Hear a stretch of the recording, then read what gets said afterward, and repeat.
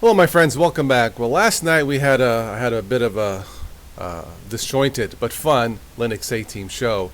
Our good friend Tim, a retired trucker, was supposed to join me for as co-host for a conversation on the possible future of trucking.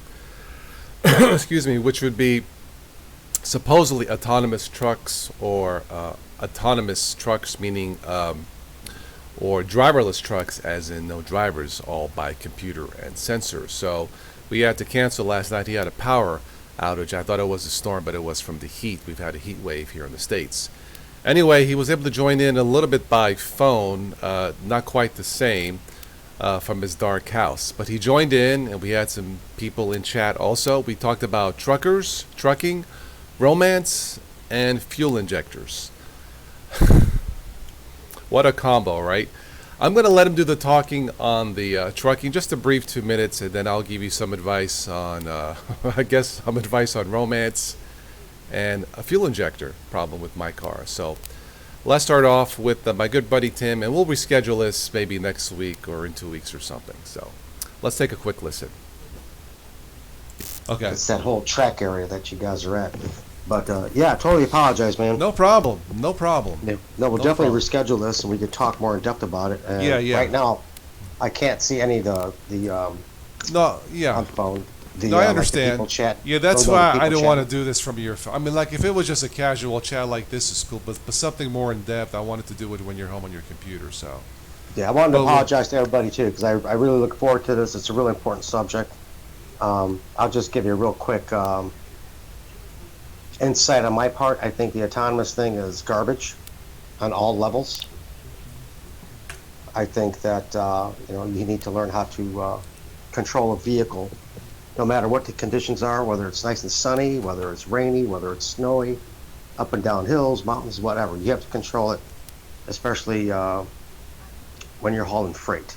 Yeah. And even if you're empty, that empty trailer is still going to weigh anywhere from, depending on the size of it, if it's a pup trailer or if you're hauling doubles or 53 footer, 48 foot spread axle. If if it's empty, it's still going to weigh 10,000 to 14,000 pounds empty, with no freight on it. Yeah. You still have to control that thing. And Yeah. Yep.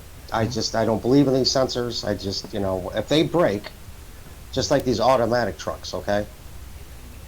If they put a driver out there that can't sit there and learn how to drive a stick shift, whatever the gear pattern is, whether it's an 8-speed, 13-speed, okay, 10-speed, 10-speed over, doesn't matter. If you don't know how to do that and you're dependent on something automatically to do it for you, you're screwed. You won't know what to do. No, I totally get it. We'll talk more about this maybe in depth next week if you have power next week. Oh, I better, damn it. Then we'll go from there. But no, I have some pros and cons listed too. Like I'm by no means an expert on this. That's why I wanted you on. But you made some valid points, and there are valid points on the pro side too. But we'll wait till next week maybe. Okay. And by the way, I'm holding this because I don't feel like wearing my headset mic. That's some thoughts, a sneak peek of what's to come, and a further in-depth discussion on driverless trucks or autonomous trucking. Hopefully we can get that rescheduled here in the next couple weeks. And it looks like, I'm looking at the ticker, it looks like Caden Live has a sizable update. Anyway, so as far as the trucking goes, I'll leave it at that. As far as the, excuse me, as far as the fuel injector, my car, rough starting, it's actually rough running one morning. I went to start it up one morning and the engine, the car was just shaking. So I have one of those, scanners, readout scanners, what they call ODB2. Here it is right here. You've seen these before. You plug this into the access port of your car, usually beneath the dash, somewhere below the steering column. This is just an inexpensive one. I think it's between 20 and 30 bucks. And they make nicer ones. I think my son has a nicer one. Anyway, what happened was I plugged this in, and it gave me a readout, P0302, I believe. So I looked it up, and cylinder 2 misfire. It could have been a spark plug wire, valves, coils, or my computer. Did I miss anything? Anyway, I took it to the shop. It turned out to be a bad fuel injector. It's the first time I've ever had a fuel injector go bad. But Luckily, it was nothing that serious. So for me, this gave me a clue as to what it was, and then my friend's shop, one of my friends was able to replace the single bad fuel injector. I just had a thought. This here, you can probably use this to go used car shopping if you're buying a car from someone or a dealership and you wanted to know any potential problems. Plug this in. Why not, right? I'm gonna have to do that next.